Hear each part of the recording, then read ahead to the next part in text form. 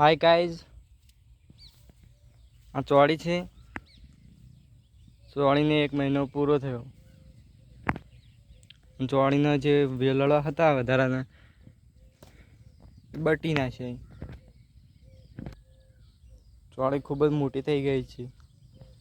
ચોળીનો લીલી છમ છે પણ હજી ફૂલ આવ્યા નહીં. ચોક આવી પીળી થઈ ગઈ ને કાબરી કહેવાય. આવા ચોક ડોકાવાય તો એ ચોળી બગડો. આ 2-3 ચાયડામાં તો ચૂંટી નાખ્યા વેલડા,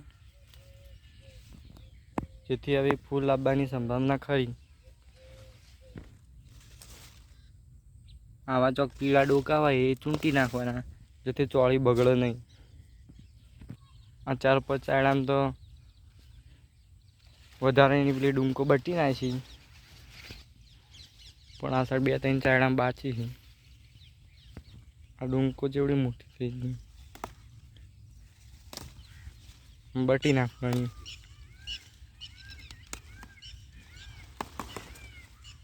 બટીના સાઈડમાં નાખી દેવાની. મોટી મોટી થઈ ગઈ.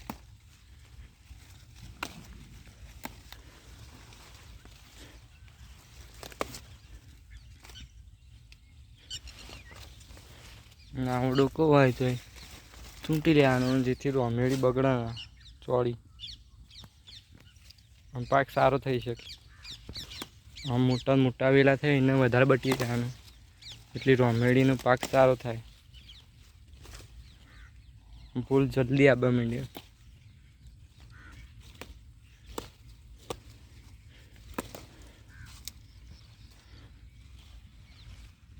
બધી ચૂંટવાના બાકી જ છે 2-3 ચાયડા.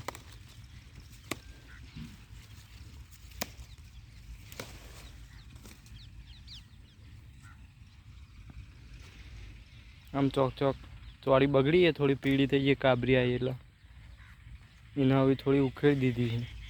થોડી બાચી 2-3 ચાયડામાં. મોટા વેલા ઇવન ચૂંટી નાખવાની, પછી ચોળી સારી થઈ શકે. ફૂલ જલ્દી આવવા માંડે.